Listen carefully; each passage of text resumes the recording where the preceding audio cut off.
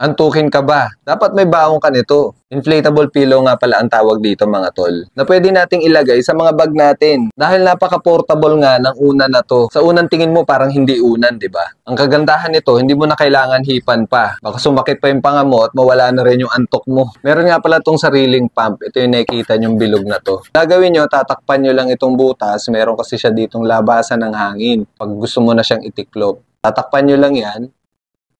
Yan. Pag nakasara na, ipapump nyo naman itong bilog na to para makakuha siya ng hangin. Mabilis lang itong magkahangin mga tol.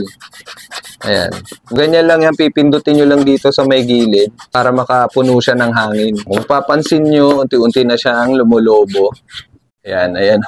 Bagay na bagay ito sa mga kagaya ko na mahilig umidlip kapag ka-break time. Ayan, kita nyo naman, oh. Mabilis lang niya mapuno. Maganda yung texture niya, washable nga pala to mga tol. Hindi naman nanakit yung ulo mo dito kapag sumandal ka.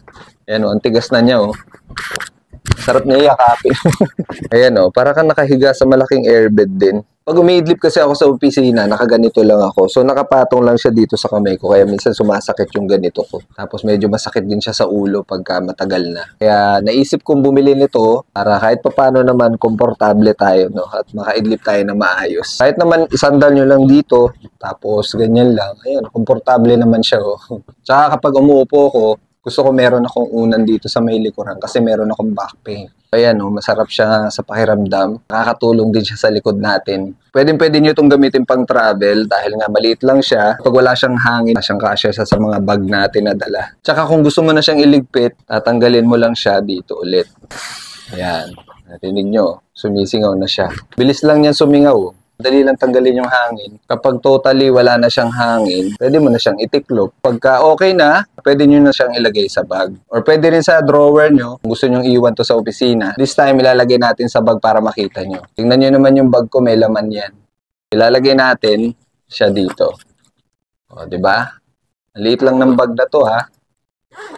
O, ayan. Kasyang-kasya siya. Ayan, ito kasi madalas kong ginagamit na bag.